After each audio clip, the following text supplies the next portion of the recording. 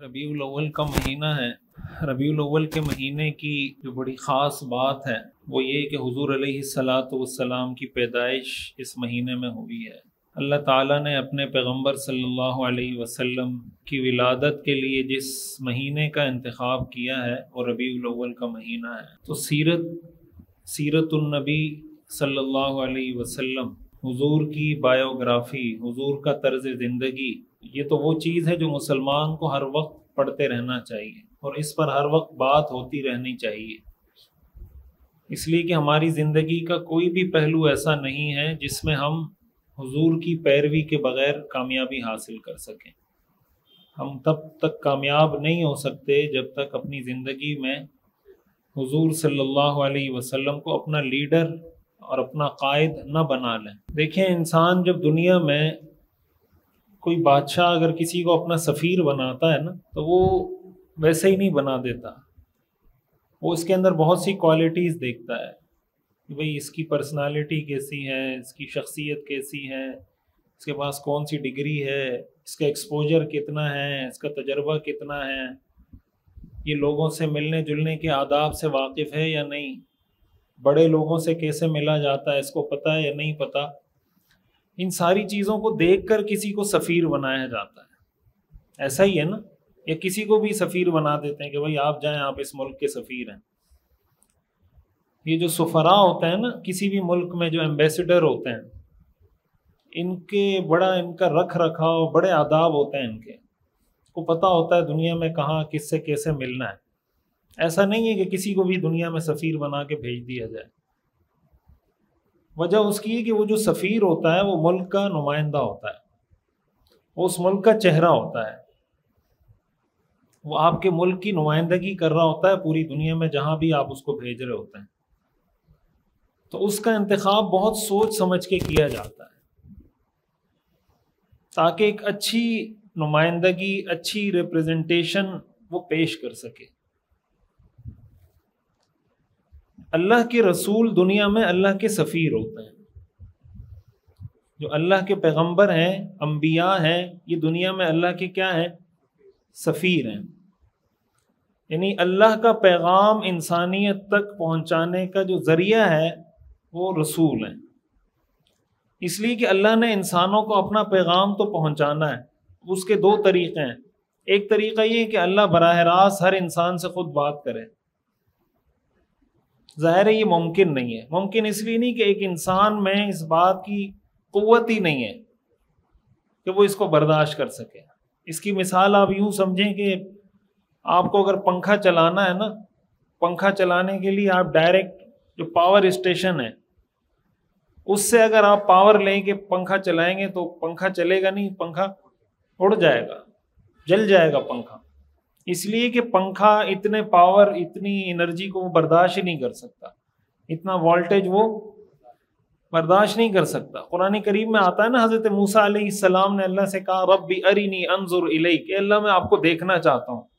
اللہ نے فرمایا لن ترانی، تم مجھے نہیں دیکھ سکتے، ولکن انظر الی الجبل، تم پہاڑ کو دیکھو، میں پہاڑ پہ اپنی ایک تجلی ڈالتا ہوں، فإن استقر مکانہ فسوف ترانی، اگر یہ پہاڑ اپنی جگہ پر ٹھہر گیا پھر تم بھی مجھے دیکھ لو گے۔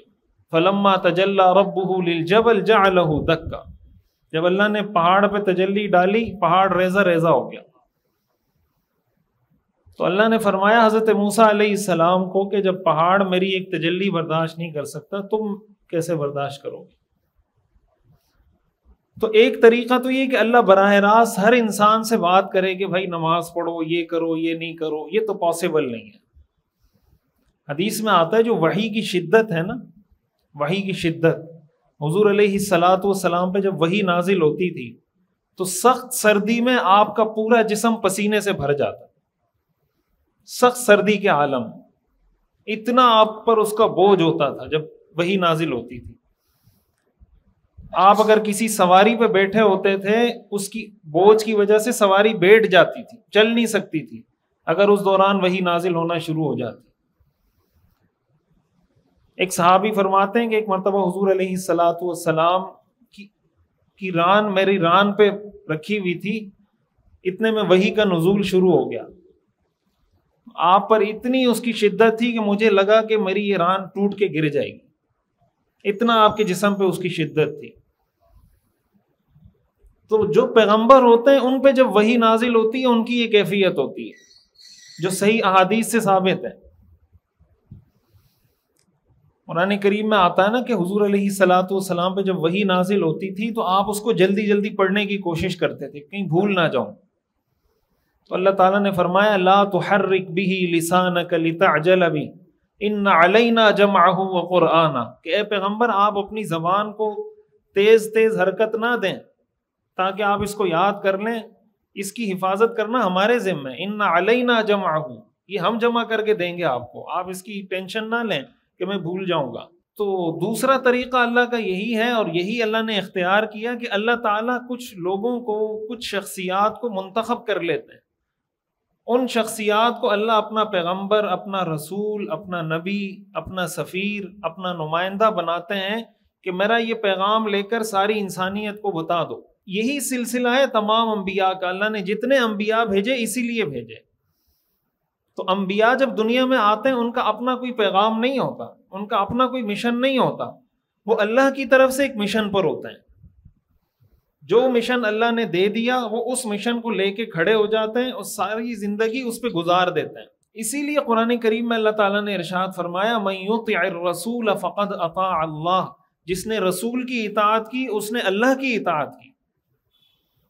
من یطع الرسول فقد اطاع اللہ، جس نے رسول کی اطاعت کی اس نے اللہ کی اطاعت کی۔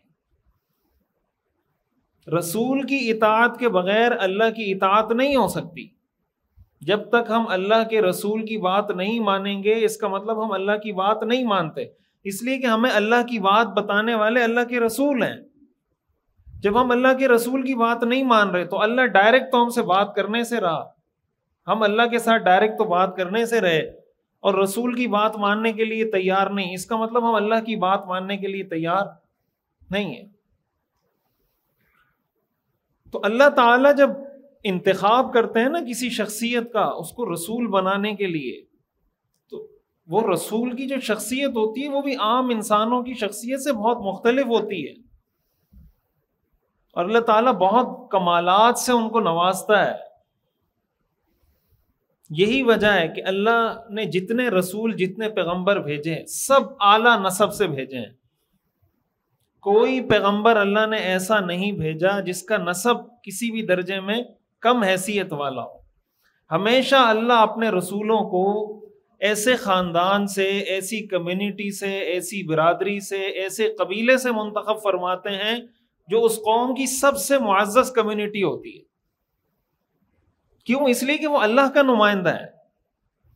حضور علیہ الصلوۃ والسلام کا جو قبیلہ تھا قریش، بنو ہاشم، عرب میں اس سے زیادہ معزز کوئی قبیلہ نہیں تھا۔ یہی وجہ ہے کہ کافر مکہ کے مشرک آپ کے سخت ترین دشمن تھے۔ انہوں نے پوری کوشش کی، ایڑی چوٹی کا زور لگایا کہ کسی طرح حضور علیہ الصلوۃ والسلام کو نقصان پہنچائیں، لیکن وہ نقصان نہیں پہنچا سکے۔ آپ کو جو سب سے بڑی سپورٹ تھی وہ آپ کے خاندان کی تھی، کہ آپ کا خاندان اتنا مضبوط اور اتنا اسٹرانگ خاندان تھا کہ وہ ڈرتے تھے کہ اگر ہم نے ان کو چھیڑا تو ان کا پورا قبیلہ ہمارے خلاف کھڑا ہو جائے گا۔ یہی وجہ ہے کہ جب ابو طالب حضور کی سپورٹ میں کھڑے ہوئے تو وہ بار بار آ کر ان کو کہتے تھے کہ آپ پیچھے ہٹ جائیں، ہم ان کو دیکھ لیں گے۔ ابو طالب سردار تھے قریش کے، وہ ان کو آ کے کہتے تھے کہ آپ پیچھے ہٹ جائیں، ہم اور یہ آپس میں دیکھ لیتے ہیں، جو ہمارا معاملہ ہوگا ہم نمٹ لیں گے۔ وہ کہتے تھے میں پیچھے نہیں ہٹ سکتا۔ تو حضور علیہ الصلوۃ والسلام کا جو قبیلہ تھا، جو آپ کا خاندان تھا، جو آپ کی کمیونٹی تھی، وہ عرب کی سب سے معزز کمیونٹی تھی، سب سے معزز قبیلہ تھا۔ اور یہی طریقہ ہے اللہ کا تمام انبیاء کے بارے میں۔ حدیث میں آتا ہے نا، صحیح بخاری کی حدیث ہے، جب حضور علیہ الصلوۃ والسلام نے بادشاہوں کو خطوط لکھے صلح حدیبیہ کے بعد، جب صلح حدیبیہ ہو گئی آپ کو موقع ملا، آپ نے ساری دنیا کے بادشاہوں کو خط لکھے۔ روم کے بادشاہ کو بھی آپ نے خط لکھا کہ بھائی مسلمان ہو جاؤ، میں اللہ کا پیغمبر ہوں۔ جب روم کے بادشاہ کو خط پہنچا تو اس نے کہا کہ میں ذرا معلومات کرنا چاہتا ہوں کہ یہ خط کس نے لکھا ہے۔ تو جہاں سے یہ خط آیا ہے مکہ مکرمہ سے، اگر وہاں کا کوئی بندہ یہاں آس پاس موجود ہو، ذرا اس کو میرے پاس لے کر آئیں۔ ہرقل روم کا بادشاہ تھا۔ ابھی جو شام کا ملک ہے نا، یہ شام، یہ بھی اس وقت روم میں آتا تھا۔ تو عرب کے جو قافلے تھے وہ تو بزنس کے لیے جاتے تھے شام۔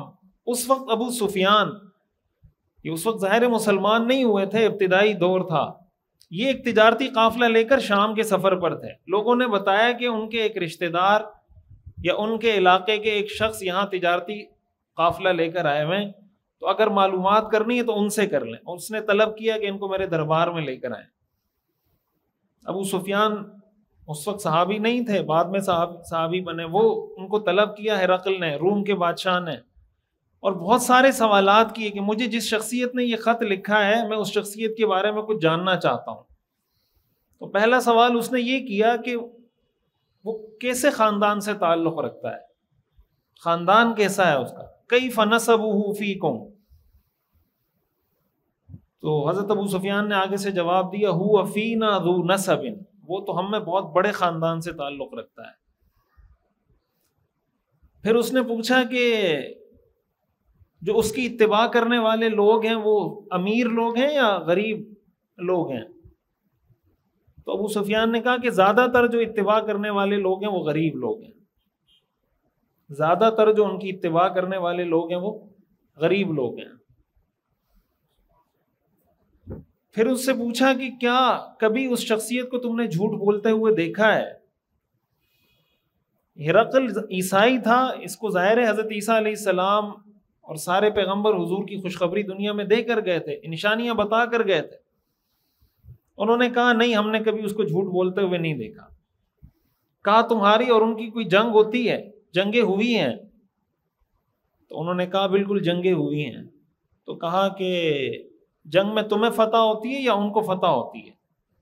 ابو سفیان نے کہا الحرب بیننا وبینہم سجال ینالون منا وننال منہم، کبھی جنگ میں ان کو فتح ہوتی ہے، کبھی ہمیں فتح ہوتی ہے، چلتا رہتا ہے معاملہ۔ یہ سارے مختلف سوالات ہرقل نے کیے۔ پھر آخر میں ہرقل نے ان سارے جوابات پر اپنا ایک ری ایکشن دیا اور کہنے لگا کہ میں نے تم سے پوچھا کہ اس کا نسب کیسا ہے، تم نے کہا وہ بہت بڑے نسب سے تعلق رکھتا ہے، اللہ انبیاء کو بڑے نسب سے ہی، اعلیٰ نسب سے ہی بھیجتے ہیں، یہ نشانی ہے اس بات کی کہ وہ پیغمبر ہے۔ میں نے تم سے پوچھا کہ کبھی تم جھوٹ بولتے ہوئے دیکھا ہے، تم نے کہا نہیں، پیغمبر کبھی جھوٹ نہیں بولتے۔ میں نے تم سے پوچھا کہ ان کی اتباع کرنے والے لوگ کون ہیں، تم نے بتایا کہ زیادہ تر جو اتباع کرنے والے لوگ ہیں وہ غریب ہیں، انبیاء کے متبعین زیادہ تر غریب لوگ ہی ہوتے ہیں۔ یہ سارے سوالات کرنے کے بعد ہرقل نے کہا اگر یہ ساری نشانیاں اس میں موجود ہیں جو تم نے بتائی ہیں اور تم نے سچ کہا ہے، تو ایک دن آئے گا کہ وہ اس شام کا بھی بادشاہ بنے گا، میرے قدموں کے نیچے جو زمین ہے اس کی حکمرانی بھی اس کو ملے گی۔ اور ایک وقت آیا کہ مسلمانوں نے شام، روم، فارس سب فتح کیا۔ تو میں عرض یہ کرنا چاہ رہا ہوں کہ اللہ تعالیٰ جب کسی پیغمبر کو بھیجتے ہیں نا، تو اس کی پرسنالٹی، اس کی شخصیت میں بہت سی ایسی چیزیں ہوتی ہیں جو عام لوگوں سے بہت ایکسٹرا آرڈینری ہوتی ہیں۔ اور اسی سے یہ بات پتہ چلتی ہے کہ خاندانی نظام کی یا خاندان کی اسلام میں بڑی اہمیت ہے، کسی کی پرسنالٹی کی، کسی کی شخصیت کی، کسی کے خاندان کی اسلام میں بہت اہمیت ہے۔ آپ جانتے ہیں حضور علیہ الصلاۃ والسلام نے یہ دعا فرمائی، اللہم اعز الاسلام بعمر ابن الخطاب، اے اللہ اسلام کو عمر ابن الخطاب کے ذریعے عزت عطا فرما۔ مانگی نا دعا، اے اللہ اسلام کو عمر بن خطاب کے ذریعے عزت عطا فرما۔ آخر کیا وجہ تھی کہ حضور حضرت عمر کے لیے دعا کر رہے ہیں کہ اللہ ان کو مسلمان کر دے؟ وجہ ان کی پرسنالٹی تھی، ان کی شخصیت تھی، ان کے اندر ایسی کوالٹیز پائی جاتی تھیں کہ آپ سمجھتے تھے کہ ان کے اندر جو کوالٹیز ہیں اس کا فائدہ اسلام کو ہوگا۔ تو آپ نے دعا مانگی کہ اللہ ان کو مسلمان کر دے۔ حضرت عبداللہ ابن مسعود رضی اللہ تعالیٰ عنہ فرمایا کرتے تھے، ما زلنا اعزتا منذ اسلم عمر، جب سے حضرت عمر نے اسلام قبول کیا اللہ نے ہماری عزت دنیا میں بڑھاتے چلے گئے۔ حدیث شریف میں آتا ہے رسول اللہ صلی اللہ علیہ وسلم نے ارشاد فرمایا، خیارکم فی الجاہلیت خیارکم فی الاسلام اذا فقہوا، تم میں جو لوگ جاہلیت میں بہتر تھے وہ اسلام میں بھی بہتر ہیں، شرط یہ کہ وہ دین کی صحیح سمجھ حاصل کر لیں۔ یعنی اگر جاہلیت کے دور میں ایک شخص کافر تھا، غیر مسلم تھا، لیکن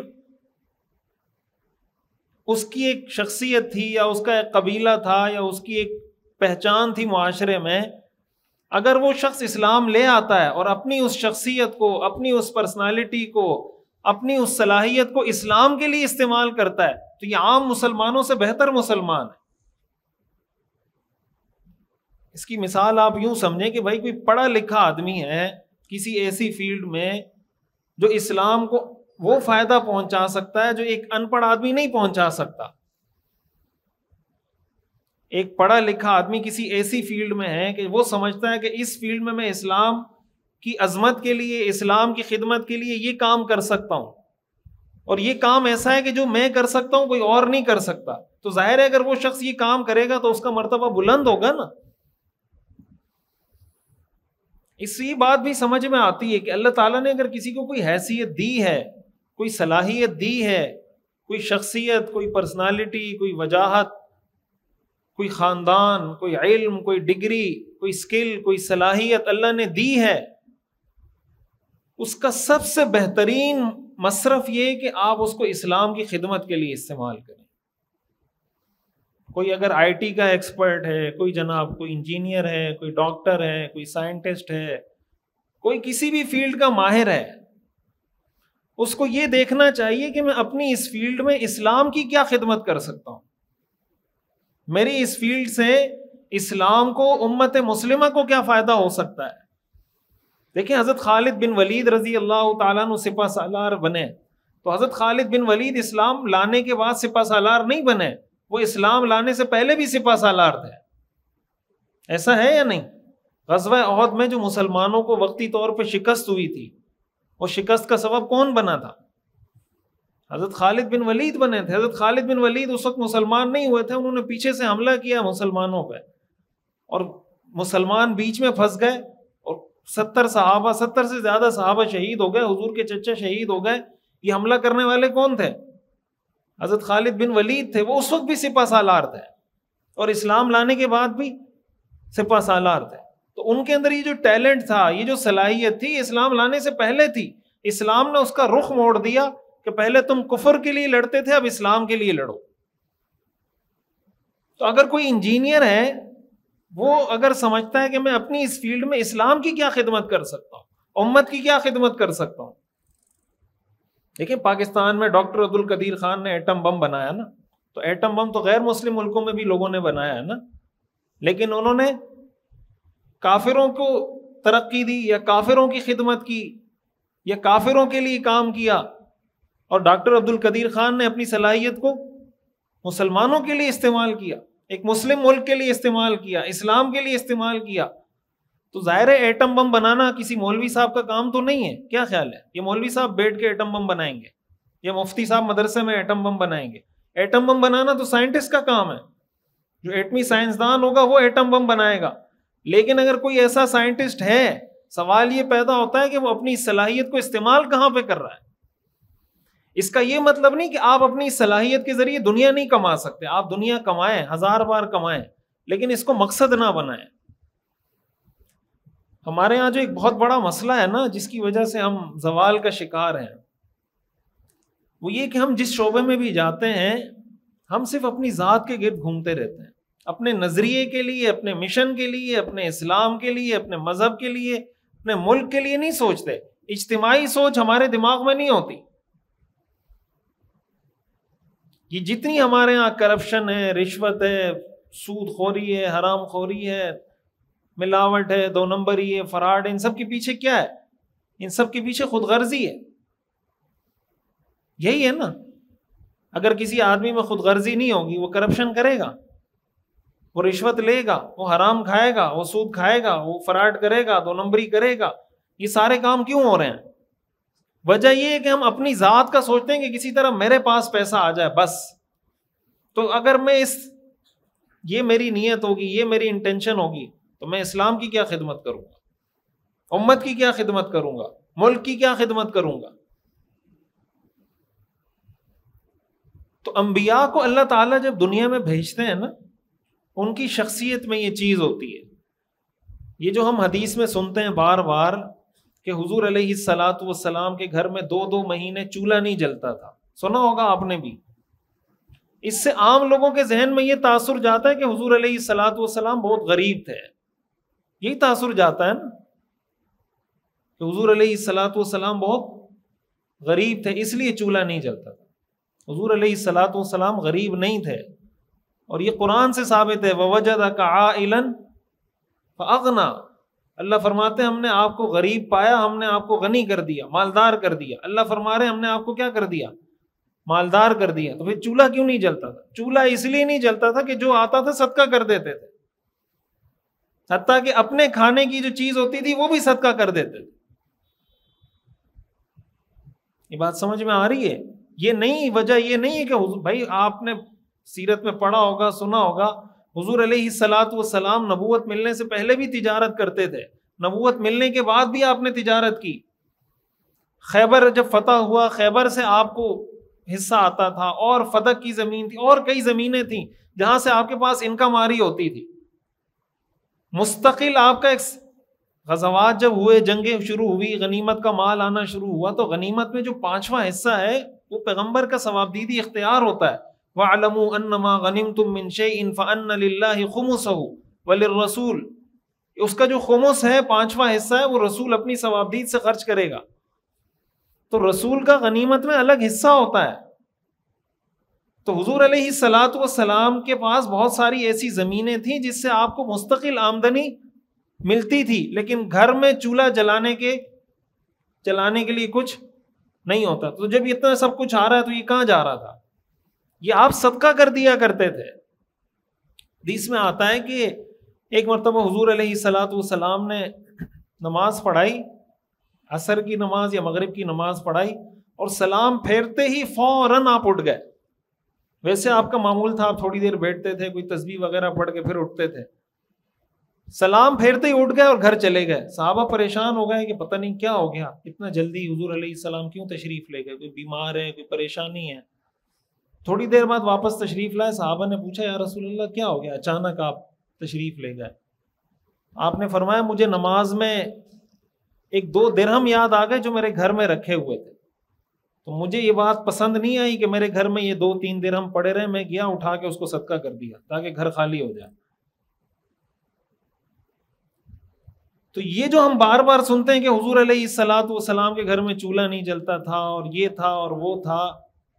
حدیث میں آتا ہے ایک مرتبہ حضور علیہ الصلاۃ والسلام گھر سے باہر تشریف لائے، بھوک کی شدت کی وجہ سے. شدت ہی آپ سے گھر میں رہا نہیں جا رہا تھا. آپ نے کہا چلیں باہر تھوڑا چل پھر لیتا ہوں. تھوڑی دیر بعد دیکھا تو حضرت ابوبکر صدیق رضی اللہ تعالیٰ عنہ بھی باہر گھر سے آ گئے. تھوڑی دیر بعد دیکھا تو حضرت عمر بھی آ گئے. حضور نے ان سے پوچھا کیا ہوا؟ تو حضرت ابوبکر صدیق تو تاجر تھے، آپ سب جانتے ہیں. حضور نے پوچھا کیوں گھر سے نکلے ہو؟ انہوں نے کہا یا رسول اللہ بھوک کی وجہ سے، گھر میں کچھ ہے نہیں. قرآن کریم میں اللہ نے صحابہ کی صفت بیان کی ہے وَيُؤْثِرُونَ عَلَىٰ أَنفُسِهِمْ وَلَوْ كَانَ بِهِمْ خَصَاصَةٌ، کہ ان کو شدید بھوک لگی ہوتی ہے لیکن جو ہوتا ہے وہ اللہ کی راہ میں خرچ کر دیتے ہیں. یہ صحابہ کی صفت ہے. تو یعنی حضور علیہ الصلاۃ والسلام بھی بھوک کی شدت کی وجہ سے گھر سے باہر نکلے، حضرت ابوبکر صدیق بھی، حضرت عمر بھی. حضور نے فرمایا چلیں کسی صحابی کے گھر چلتے ہیں، اس کے گھر چلتے ہیں، اس سے کھانا کھائیں گے.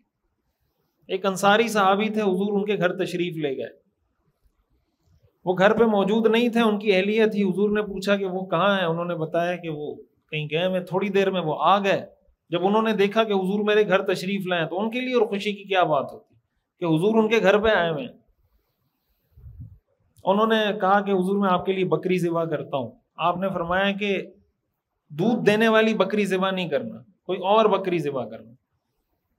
انہوں نے حضور علیہ الصلاۃ والسلام کے لیے بکری ذبح کی، کھانا پکایا.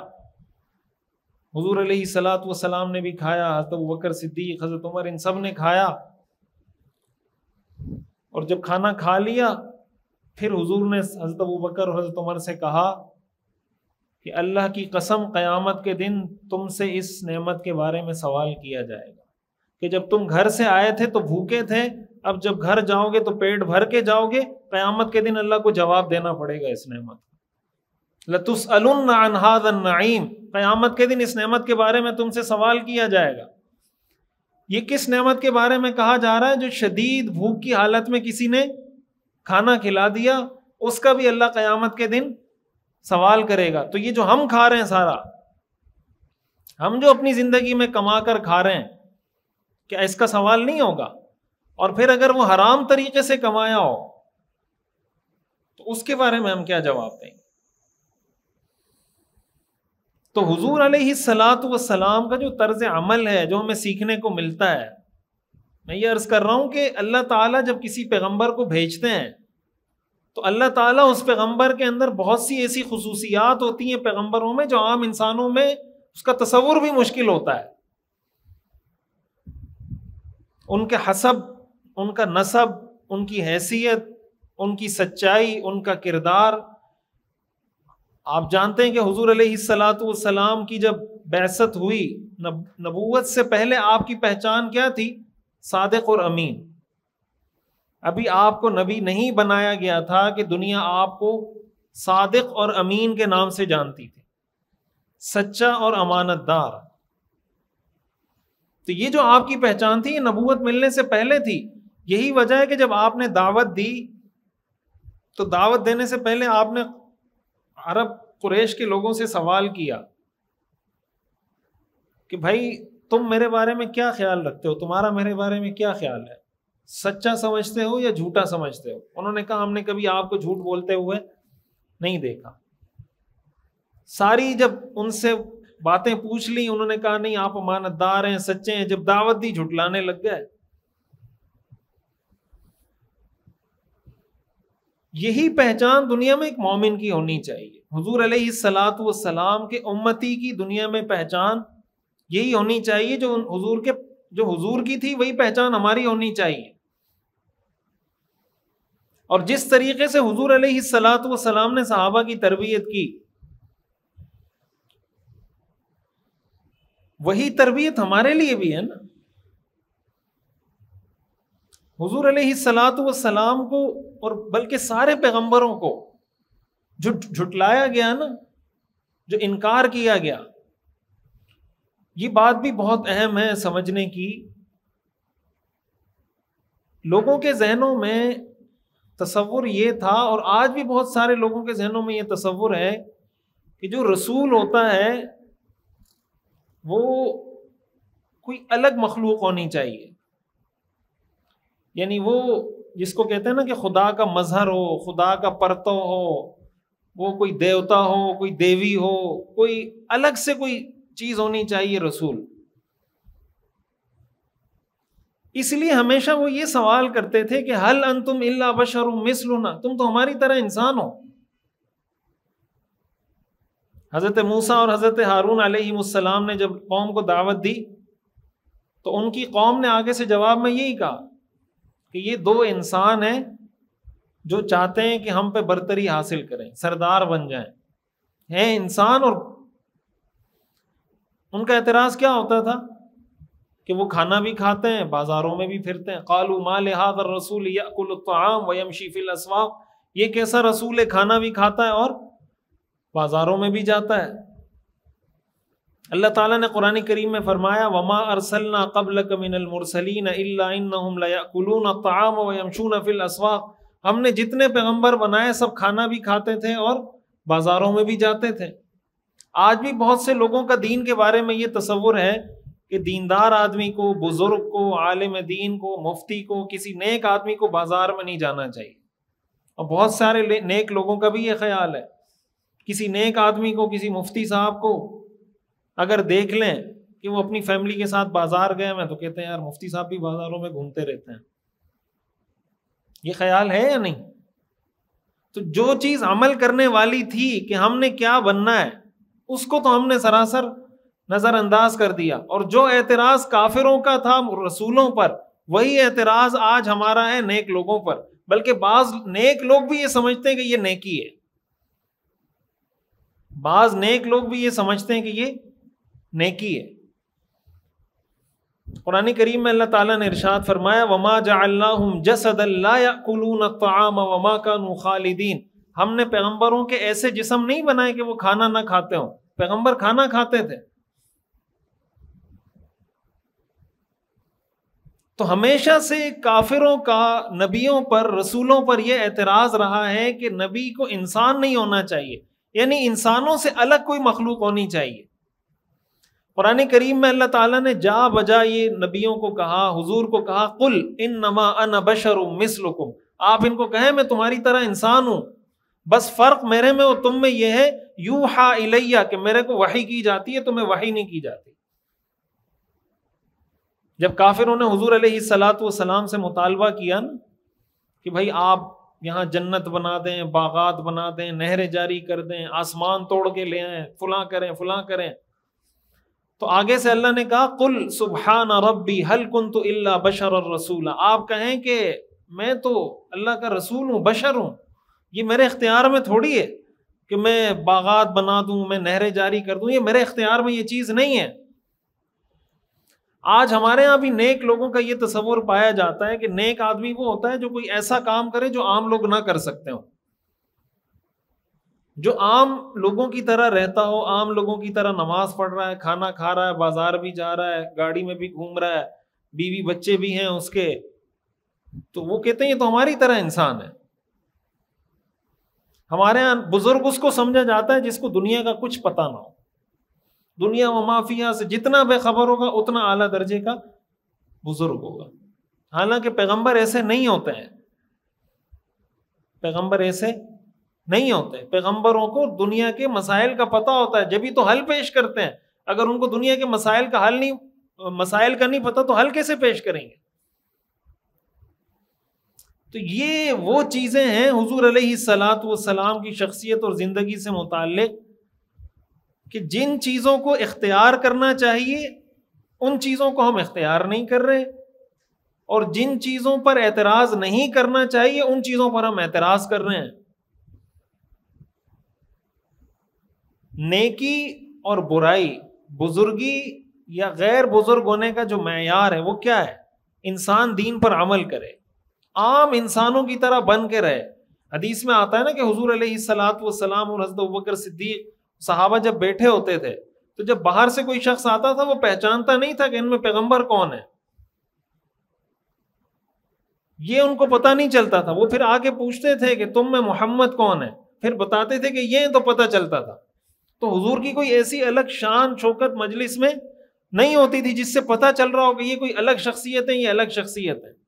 ایسا بھی ہوا ہے کہ صحابہ ملنے کے لیے آئے، نئے لوگ ملنے کے لیے آئے تو حضرت ابوبکر صدیق سے ہاتھ ملانا شروع کر دیا سب نے، بعد میں انہوں نے بتایا کہ بھائی میں نہیں ہوں، یہ اللہ کے رسول ہیں، ان سے ہاتھ ملائیں، پھر انہوں نے ہاتھ ملایا۔ تو یہ جو ہمارے ہاں ایک تصور ہے نا ما فوق الفطرت یا کوئی الگ مخلوق ہونے کا، بزرگ، نیک، متقی، ولی اللہ ہونے کا جو ایک الگ ہم نے تصور قائم کیا ہوا ہے، سیرت سے ہمیں یہ بھی سیکھنے کو ملتا ہے کہ اس طرح کے تصورات کو ختم کرنا چاہیے۔ انبیاء کی جو قدرت ہوتی ہے نا وہ بھی محدود ہوتی ہے، عام انسانوں سے تو زیادہ ہوتی ہے، لیکن لامحدود قدرت انبیاء کے پاس۔ قرآن کریم میں اللہ نے فرمایا قل لا املک لنفسی نفعا ولا ضرا، اے پیغمبر آپ کہیں میں اپنی ذات کے لیے بھی نفع نقصان کا مالک نہیں۔ قل لا املک لنفسی نفعا ولا ضرا، اے پیغمبر آپ کہیں میں اپنی ذات کے نفع نقصان کا مالک بھی نہیں ہوں۔ تو جب پیغمبر اپنی ذات کے نفع نقصان کا مالک نہیں تو ہمارے نفع نقصان کا مالک کہاں سے ہو جائے گا؟ قل لا املک لکم ضرا ولا رشدا، سورۃ الجن میں اللہ نے فرمایا آپ ان کو کہیں کہ نہ میں کسی نقصان کا مالک ہوں نہ کسی بھلائی کا مالک ہوں۔ بھائی اگر حضور کی قدرت میں ہوتا دنیا میں کوئی کافر رہتا؟